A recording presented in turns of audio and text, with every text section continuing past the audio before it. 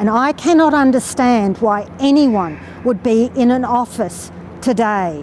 If you are in an office today, why aren't you at home? The arrogance of thinking that your job is more important, and it is important, than the assessments that other grown adult citizens might make about their own jobs and whether they need to be in the office, that arrogance beggars belief.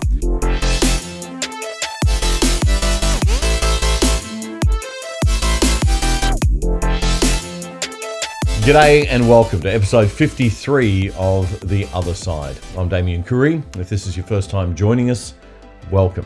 We started this show to bring some balance to the Aussie political media conversation, since so much of what we see in our mainstream media these days tends to be filtered through the lens of left-wing critical theory, because that's what most of our young journalists had hammered into them at school and then hammered into them some more in university. So a lot of them don't even realise there is another way of looking at the world. America and the UK have quite a strong centre-right discourse in their media and their politics, and I think we really need the same here in Australia, because the damage done by the left in the past 50 years simply can't continue if we're going to survive and thrive. So welcome. This is The Other Side.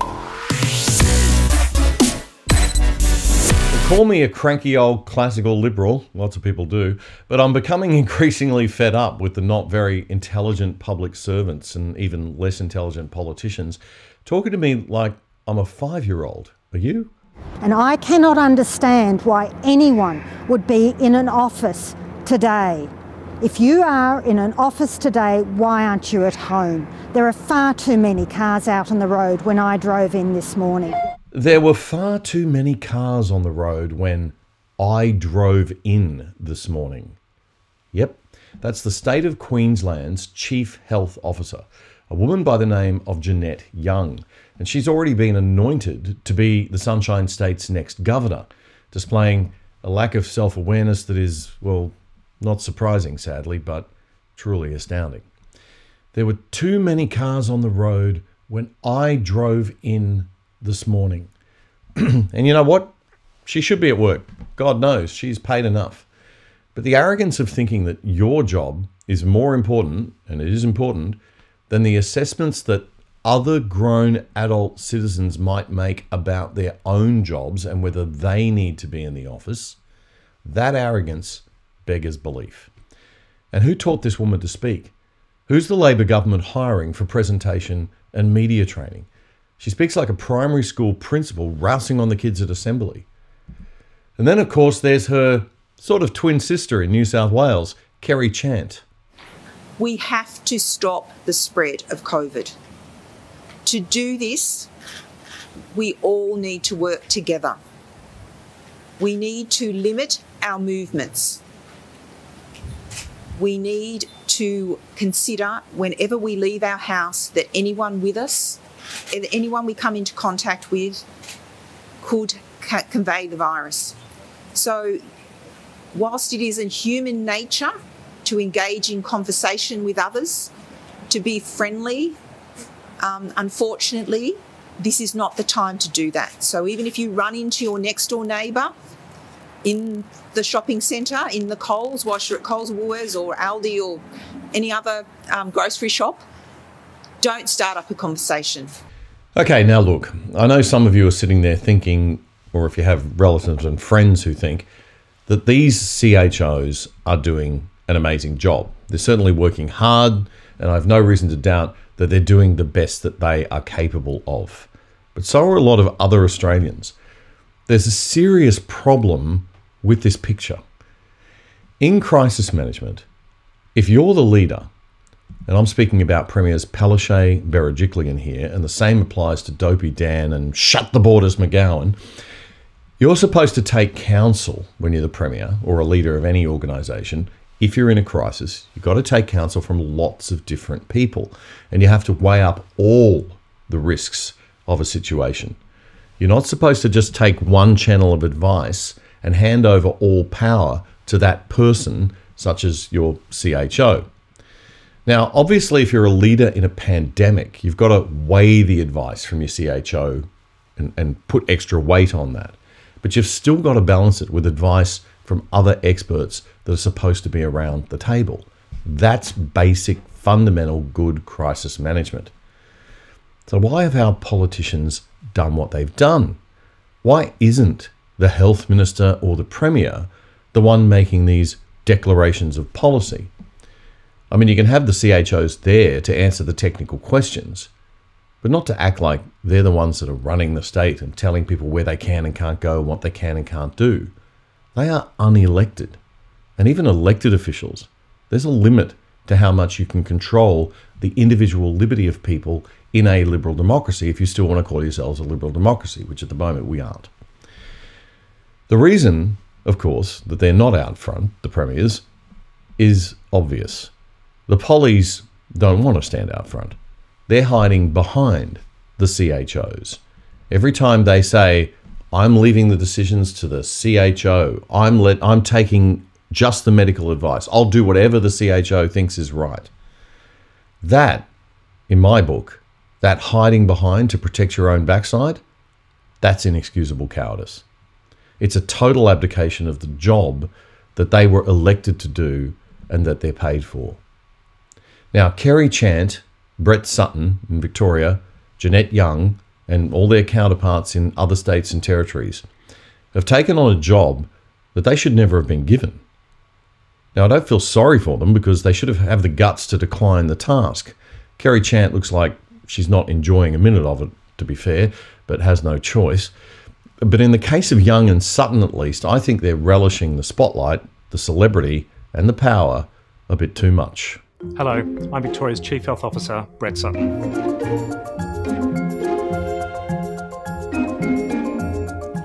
Okay, enough of that. I can't take it anymore. I'm just jealous. So, CHOs, you are not in charge of everyone in Australia's personal and professional adult decisions. I'm pretty sure even the premiers and government in a liberal democracy don't have that much moral authority. People go to the office for very many critical reasons, Jeanette, old darling, and you don't get to tell them not to. The only thing that infuriates me more than governments infantilizing their citizens with nanny-state garbage is citizens who think it's just great. I'm mad not just at our leaders anymore.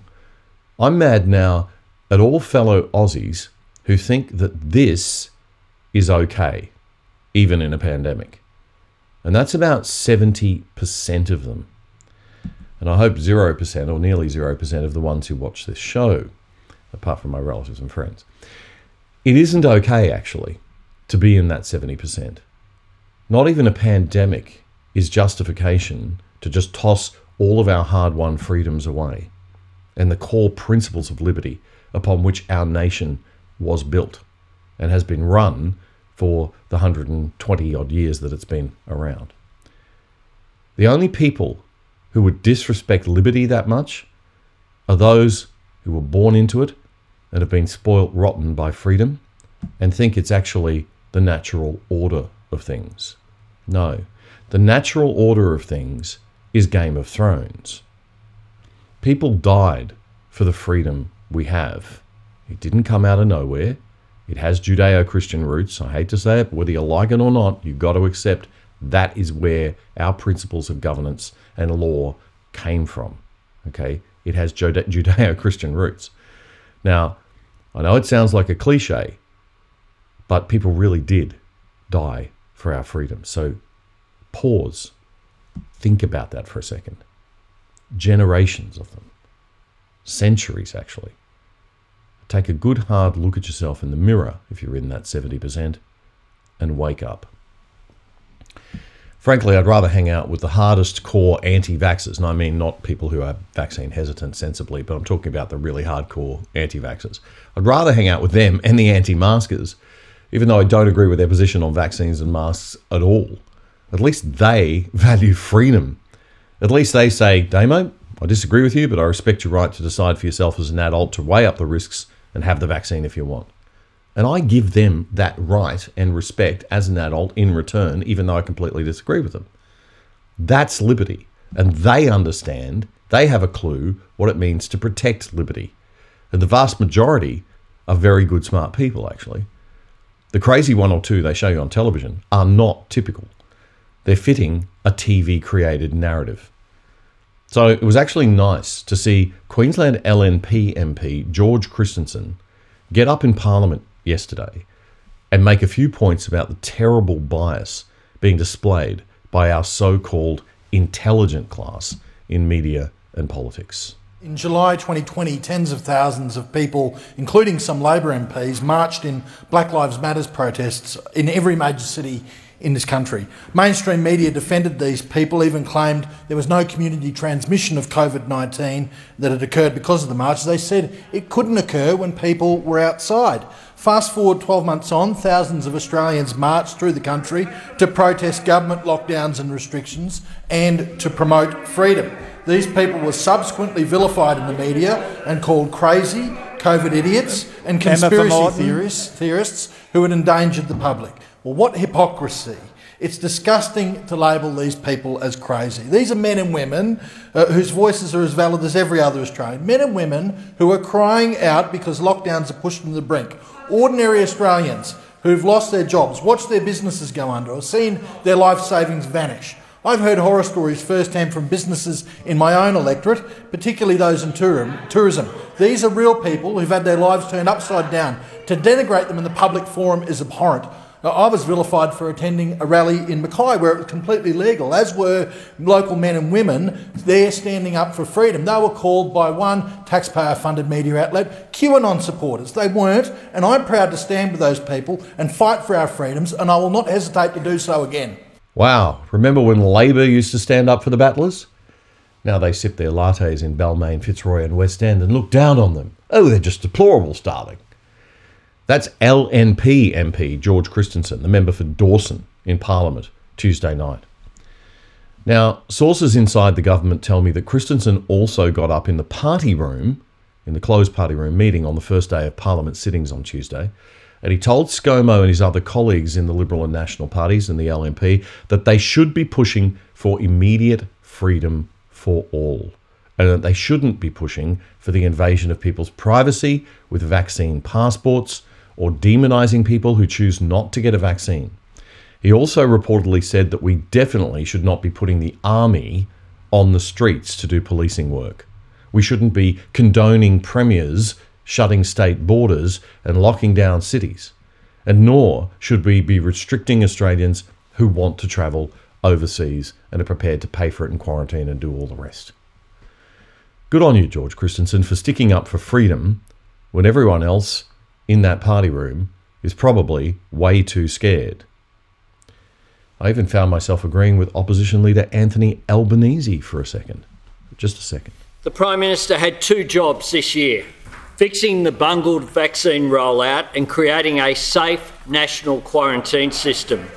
Don't the widespread lockdown since this Parliament last met show the Prime Minister did have these two jobs and he failed at both of them? Anyone who thinks that the Prime Minister only has two jobs is not up for the job, Mr Speaker. He's not up for the job. Yeah, cute comeback, Scomo, but it's not going to get you out of jail, mate.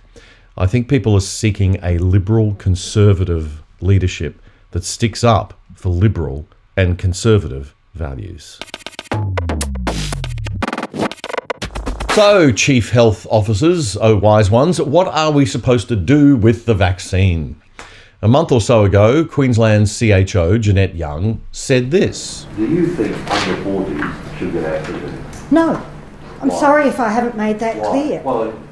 No, I do not want under 40s to get AstraZeneca. Why? Because they are at increased risk of getting the rare, it is rare, but they're at increased risk of getting that rare clotting syndrome. We've seen up to 49 deaths in the UK from that syndrome. I don't want an 18-year-old in Queensland dying from a clotting illness who, if they got COVID, probably wouldn't die. We've had very few deaths due to COVID-19 in Australia in people under the age of 50. What? And wouldn't it be terrible that our first 18-year-old in Queensland who dies related to this pandemic died because of the vaccine? On Tuesday, Dr. Young insisted there's no increased vaccine hesitancy around AstraZeneca because of those comments she made a month ago. I don't believe we do have the highest vaccine hesitancy. What I want to see is that anyone who is 60 years of age or older immediately goes and gets vaccinated. I am concerned that there is still a significant proportion of that group, and that group is most at risk of getting the worst outcomes that isn't yet vaccinated. So I will be going this week to get my second dose of AstraZeneca because it's now more than 8 weeks since I had my first, and we're now in an outbreak. And the ATAGI advice is that in an outbreak situation, instead of waiting 12 weeks, you only need to wait 8 weeks. So that's really, really important. And anyone younger than 60 should go and talk to their own GP about what their risks are and what they should do. Oh, so now it's a good idea to talk to your doctor and make up your own mind like an adult. I get it. The federal government and the vaccine authority ATAGI do not seem to fully agree with Dr. Young, at least insofar as major hotspots like Sydney and southeast Queensland are concerned. ATAGI has reaffirmed their previous advice that in a large outbreak, the benefits of the COVID-19 vaccine AstraZeneca are greater than the risk of the rare side effects occurring for all age groups. And ATAGI has reiterated that all adults in Greater Sydney should strongly consider the benefits of either protection with the AstraZeneca vaccine rather than waiting for alternative vaccines to become available. ATAGI has also recommended the interval between the 2 doses of AstraZeneca should be reduced from 12 to 8 weeks. The Federal Health Minister says the government's goal is that everyone who wants to be vaccinated by the end of the year should be, but he says that doesn't mean that we will be able to open up. The problem in Australia is not the vaccine rate, it's the fallacy of the elimination strategy.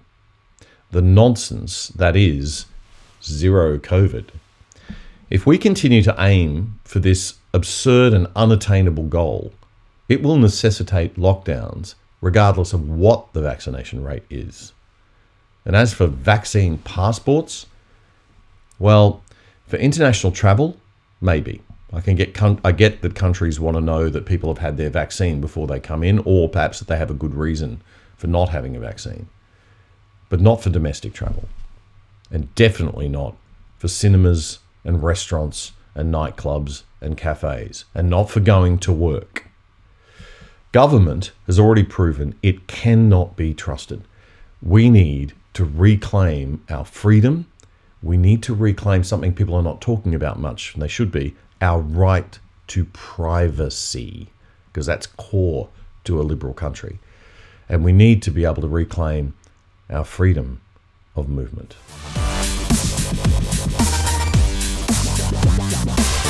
Speaking of freedom of movement, none of our pollies and bureaucrats seem to be able to get their act together and make the rules or guidelines clear, but they want to hand out fines in the order of tens of thousands of dollars if we don't comply with their confusing, vague nonsense regulations. Mr. Dan Patch is a Gold Coaster who said Tuesday morning that Gold Coast Police ramped up COVID patrols to ensure that people were only leaving their homes for legitimate reasons. There's another one of those vague terms that probably won't hold up in court. Don't worry about paying the fines then. He and his wife were on the beach in front of his home in Palm Beach, I should say, at about 7:30 a.m. on Tuesday morning. They were watching their children aged 13, 9 and 8 in the surf, having their hour of exercise for the day, and then officers turned up. Police, yes. He posted on Facebook, quote, "I was just sitting on the beach with my pregnant wife watching my kids surf, and the police come along and tell us to move on. It's our backyard. I'm really pissed off now. If you think this is normal," he said, "you have rocks in your head. This isn't normal. Freedom just went out the door, and most of you seem happy about it." The Courier Mail reports that Acting Chief Superintendent Reece Wildman from Gold Coast Police said he understood that parents sometimes needed to supervise their children in exercise pursuits. I can't believe I just read that, but there you go. That's what he said. It's so good that he understands that, isn't it? But other options might be more suitable during the lockdown. Really? Letting them drown, perhaps? Or, not getting outside and getting fresh air and sunlight, which are great for preventing COVID, staying locked up in a tiny little house so you can all get sick and depressed and infect each other?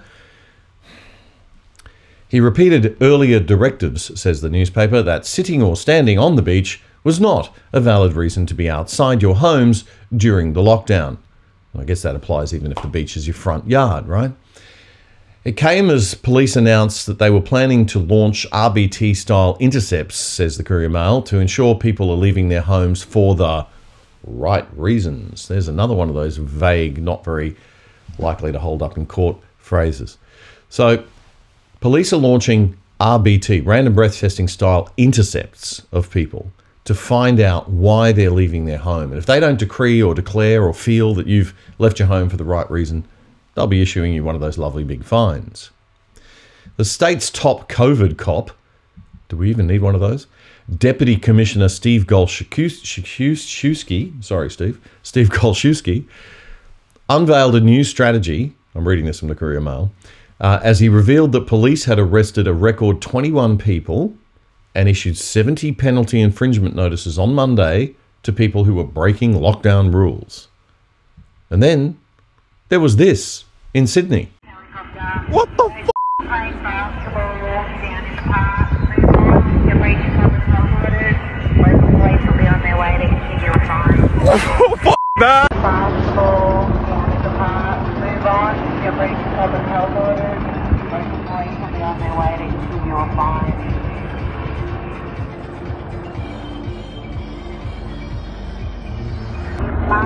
Be wearing a mask. The local police will be attending shortly, issuing fines for anyone in breach of the public health order.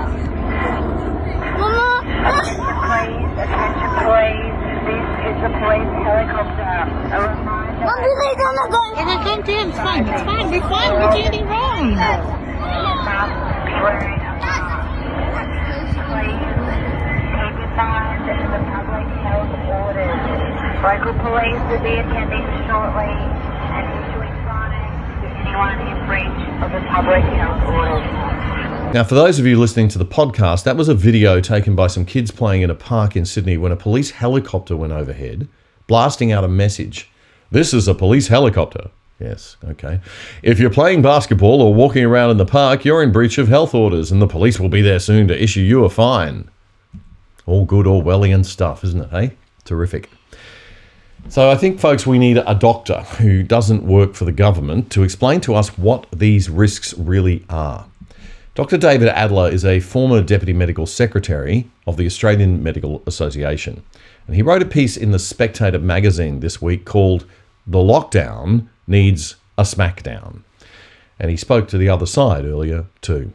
I began by asking Dr. Adler about the article that he wrote, which suggests that Australia's low COVID case numbers aren't related to government lockdowns, but to our isolation from the rest of the world and the fact that we shut down early in the pandemic. I think there's very little evidence that the Australian caseload, the small Australian caseload, is due to anything other than the fact that we are a large remote island and that we were pretty quick in stopping importing, if you like, the coronavirus in any large numbers. Occasionally, if you are very harsh in completely removing anybody's mobility, then of course you can suppress transmission. But the majority of Australia's good luck, if you like, is our geography and the closing of international borders early. Okay, so that does go against the dominant medical wisdom, which seems to, in our culture, which seems to tell us that, we have managed to slow the spread because of lockdowns, because we've been wearing masks, not so much because we've been vaccinating very quickly. But what is your evidence to suggest that that view is incorrect? Well, you have a look at the experience overseas. And I guess in the United States in particular, where you have some states that were quick for lockdowns and some that were not. And the obvious comparison is Florida to California. And Florida didn't lock down and California did. And the trend lines are very, very similar. There are some circumstances, rare circumstances in my view, where lockdowns are justified, but not as a primary measure and not for a low caseload that Australia has. And my essential argument is that the harm exceeds the benefit substantially. So let's talk about that harm. A lot of people were very critical early on of people who were making that case, saying that all they care about is money. You know, they not that money's not important for looking after people, I might point out, but they were also just saying that the concern was economic and not about people's health. But putting all of those issues aside, which are enormous issues, let's just look at the health implications of a lockdown. What are they in your view? Well, let's just run through a few of them then. There has been some discussion of the mental health aspect, and we do see a rise in self-harm and some rise in suicides, domestic violence, those sort of things. I think the suicide numbers haven't gone up, but the number of calls to suicide hotlines has gone up significantly, right? That's correct. Right. So people are under severe distress. We also have seen overseas some really important data emerge. There was a report recently from the UK of a 21% increase in alcohol-related liver disease deaths as a result of the lockdown. In New Zealand, we've seen a report of severe childhood respiratory illnesses of a nature which previously were uncommon, and doctors there are saying that the isolation, particularly for children, the separation, the sanitisation of their environment as well, means that their immune systems aren't exposed to the usual bugs that are required for natural immunity, and they're getting more severe respiratory illnesses. In Australia, we have seen routine health services disrupted very substantially. Again, there was a report recently that transplant surgery has suffered a 16% reduction year on year. That means people waiting, for example, for kidney transplants are less likely to get it because of the lockdown. But the big one that concerns me most, and is very difficult to assess at this stage, is if people don't go for ordinary routine health services, it means that diagnoses, sometimes of serious illnesses such as cancers, instead of occurring in stage 1, may well be delayed 6 months, 12 months, 18 months, and then the disease is detected at stage 3 or 4 once it's spread through the body. It wouldn't surprise me at all if some thousands of people in Australia are affected like that, and that in the next year or 2 or 3, we see a bubble of morbidity and mortality through cancers that were not detected in 2020 and 2021. There has been no comprehensive assessment of these factors, which in itself is a major problem. And as time has gone on, we're getting more and more evidence of unintended harmful consequences as a result of the lockdowns. So I've said for some time that I wish a journalist would simply step up at a news conference and ask the question, what obviously you've done, you know, you would say to the chief health officers or the health ministers, obviously you've commissioned research into what are the health implications of lockdowns, and you've compared the two to make your decision in a measured and well-informed way. I would assume they'd probably come back with, well, no, we haven't. And then it would be a case of saying, well, why haven't you? Because that's critical. You know, you've got to make these decisions are all being made in isolation for locking down based on one metric, which is the COVID case number metric. the COVID deaths metric. And that's a very unhealthy, unbalanced, and might I say, politically opportunistic or politically focused way to manage a crisis like this, isn't it? Absolutely right, Damien. And there's another question that I would ask if I was at one of those press conferences, already knowing the answer. It's a loaded question. Where else in the world has a zero case tolerance managed by quick lockdowns actually been successful? Because there is no place on the planet where the current policy settings that we have in Australia have actually been implemented successfully. And therefore, we have to be very challenging, which hasn't happened, as to the justification for such an extremist policy as we have currently in Australia. There's one other factor that's worth mentioning from a health perspective, and it's early data that has come out of Israel and other places. Israel was the first country to vaccinate a majority of its population.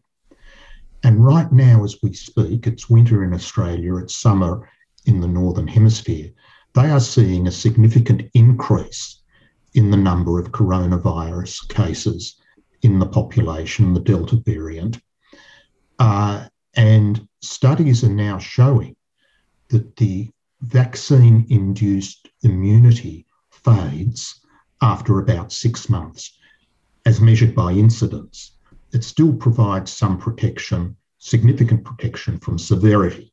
So they have less hospitalisations and less deaths amongst the vaccinated, but they're still getting lots of cases. So you then translate that to the Australian policy settings.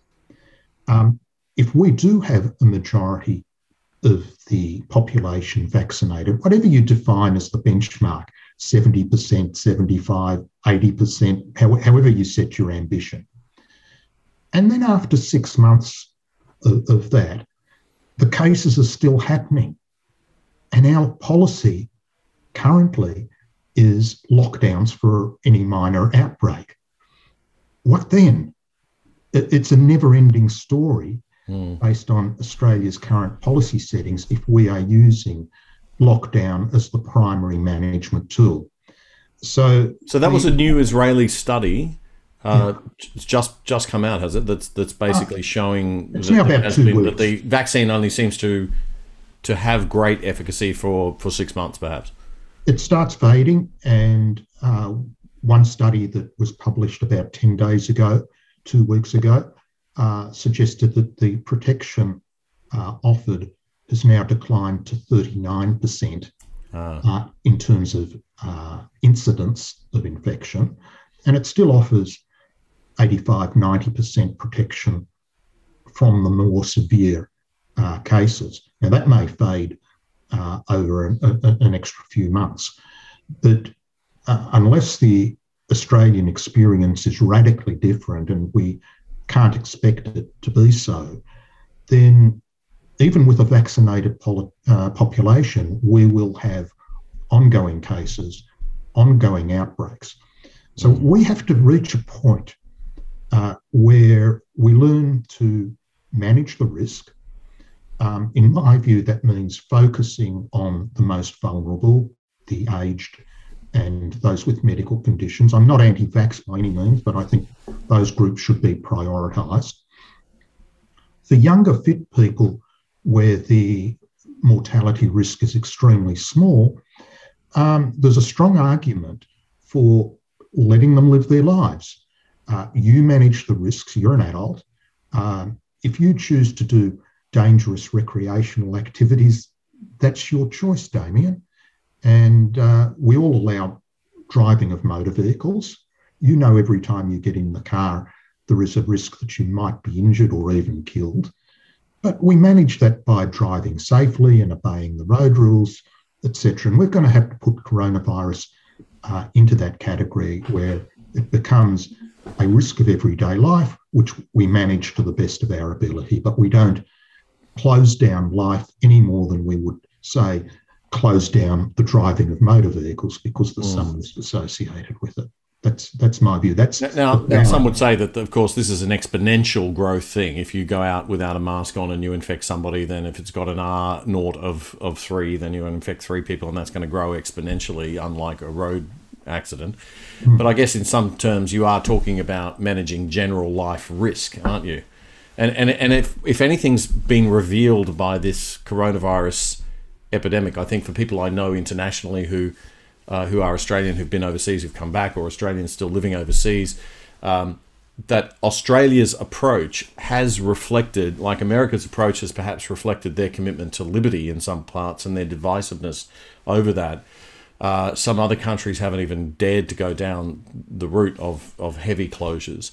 Australians seem to be, what it's shown is how incredibly compliant and comfortable we are with and trusting we are of government. And obviously because we've never really known, I suppose, in our history, truly malevolent government. Those of us who've lived overseas have seen it, I guess. But average Aussies don't see government as a negative force or its potential to become a negative force. That, I think, concerns me and some, maybe 10%, 20%, I hope, or 30% even of the population probably think that way, the ones that watch this podcast, for example. But the other 70%, what's happened to them, David? What's happened to our culture? Look, it is a worry because a foundational principle of democracy is individual freedoms, individual choice. And that includes, your choice to take risks. So if and there are, countless examples in Australia. If you play a contact sport, one of the football codes, your choice, there's a risk of injury. If you choose to live in the Australian bush, surrounded by eucalyptus trees, which are flammable, there's a risk of bushfire in your area, your choice. And until the last 2 years, I thought the Aussie larrikin attitude, the have a go attitude would apply to the anti-authoritarianism that we used to be famous for. Yeah, indeed. Now, we are law-abiding by and large, and I'm not suggesting anyone do anything at all contrary to the law. But I think there has been overreach. And we see that because of, even in the health evaluation of lockdowns, there's a lot of argument that in Australia at the moment, they're doing more harm than good. There is an important medical ethical principle, which in Latin is primum non nocere, which means firstly, do no harm. Yes. So even if you don't do good, at least don't do anything that's harmful. And I have no doubt at all that the way that the lockdown policy is being applied at the moment would fail that test. Now, you're a former senior officer of the Australian Medical Association. You're in touch with doctors. What is your feeling about where the medical community is in Australia at the moment? Are there a lot of people concerned, a lot of doctors concerned about lockdowns that have sort of been told to keep quiet or feel pressure to keep quiet? Look, doctors are no different to any other group in the community. And I know a number of doctors who are intimidated. They don't want to put their medical registration at risk. We see this in the debate for alternate therapies, hydroxychloroquine and ivermectin. Now, doctors have a right, generally speaking, in consultation with the patients. That's a sacrosanct relationship, and within the legal drugs and other therapies, professional decisions are made. I think this is a very rare occasion when the government has stepped in and intimidated the medical profession not to use legal, safe drugs. And that's a bit of a worry. It is a bit of a worry in some groups, and there are a couple of informal groups of doctors that have been formed who are arguing against that, but they're in the minority. Most are just going along with the authoritarianism that's in place at the moment. As most Australians generally seem to be quite happy to do, which is pretty concerning to those of us who do value freedom, or at least understand how fragile freedom can be. David, I wanted to just play a clip from the press conference, or a press conference done by the Florida Governor Ron DeSantis earlier this week, in which he outlined his state's very different approach. If you have been listening to some of the murmurs going around, particularly in Washington lately, if you listen to some of the stuff that's being percolated around the CDC, there's a movement to try to impose more restrictions on the American people. And I just want to say, in Florida, there will be no lockdowns.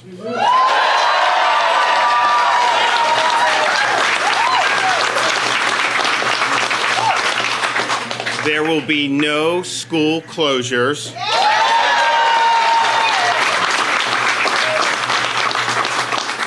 There will be no restrictions and no mandates in the state of Florida.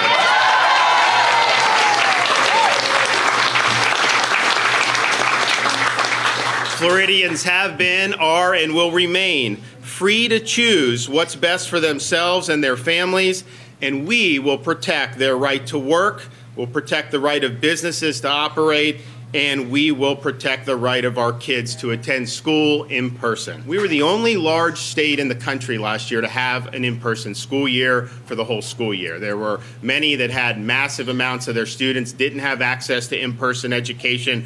We thought it was very important. We looked at the data. We understood that schools were low-risk environments and that closing them was devastating to parents and families, and it was something that we could not allow to happen in the state of Florida. So we needed to stand up for our students, we needed to stand up for our parents, and we did. One of the things that's frustrating is there's no end in sight to what these policies will do. There's no off-ramp. We were told that the off-ramp was vaccination. Now we're told that that's not going to be the case, and yet you're going to have to do masking. You may have to do restrictions and potentially other severe forms of mitigation, which we know will have a devastating impact on so many people's lives and livelihoods and freedoms.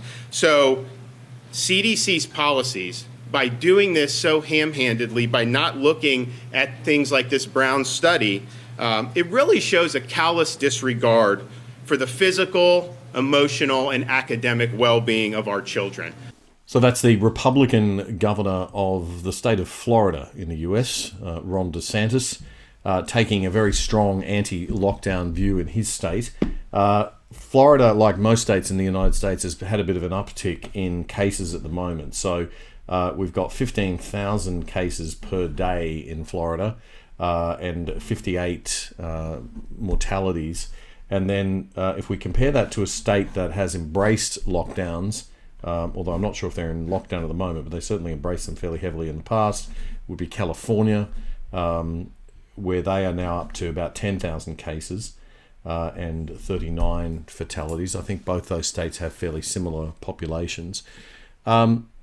So, David, given that, the price of freedom, I guess, in terms of case numbers and things, it doesn't seem to be significantly different to between those two states.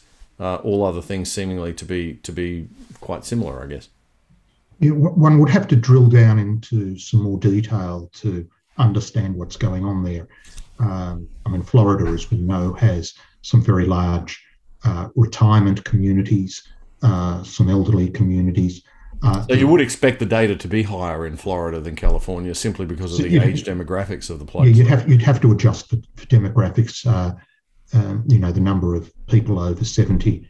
What's your thought on that strategy of just? I mean, people are saying, oh, you know, anti-lockdown people want to just let it rip. They don't care about people dying. Are we at the point where we've got to accept that all we can do is delay. And isn't it the right thing to do right now to delay until we have more vaccination, a higher level of vaccination? Well, I don't think that, it's black and white. It's not on and off. Those that argue for some more logical application usually add that we should prioritise the more vulnerable. So we know in Australia that the majority of deaths we've had have been in the aged care facilities. So absolutely we should go all out to ensure everyone in the aged care facilities, including residents and those that work there, are vaccinated. That's our number one area. People over 70 generally, and those that have medical conditions, high priority. For younger, fitter people, the priority is different. And I think the flexibility should be different. So I think the simplistic argument that you're either for lockdowns or for let it rip is ridiculous. No, you don't have to be on either extreme. No. To respect values. And the final point I'd make is one of the mechanisms to control or to manage going forward has been foreshadowed as vaccine passports, to however you call it, certificates, passports, and that means we would distinguish between the vaccinated and unvaccinated in our community with regard to their rights. Now, apart from that whole concept being problematic, it is also an issue which the current information suggests is being oversimplified. Classifying people as vaccinated and unvaccinated ignores the recent data that the effect of the vaccination starts to fade after 6 months, for example. So we actually may have vaccinated, unvaccinated, and then vaccinated with fading immunity. And there has been no discussion as to how long a so-called vaccine passport will last. Does it last for 6 months, which is when the vaccine offers its strongest protection? Are you going to let it last for a year as it goes through a fading? How often and how are you going to have your vaccine passports renewed? I suspect that this is something that our politicians and chief health officers who are advocating it have not thought through. The whole management of a changing population with regard to their vaccination status, including allowing for the fading of the vaccine-induced immunity over time. So it is a way more complicated issue than some of the advocates would have us believe in selling it as a black and white. And just the thought of that much state sort of control, although I know we do have mandatory vaccines, or we have very nearly mandatory vaccines for childhood diseases and things like that. Sure. What's the case against applying that example to this, do you think? Is it not? It's not as much of a social risk. Is that what? This is taking us to a new area. It's one that we should have a debate about, which is vaccinating people who are not particularly at risk of the disease. It's really the first time we're doing that in Australia on a mass scale. Now, if you're under 50, say, and otherwise healthy, your chances of surviving coronavirus exceed, 99.7%. Exceed that.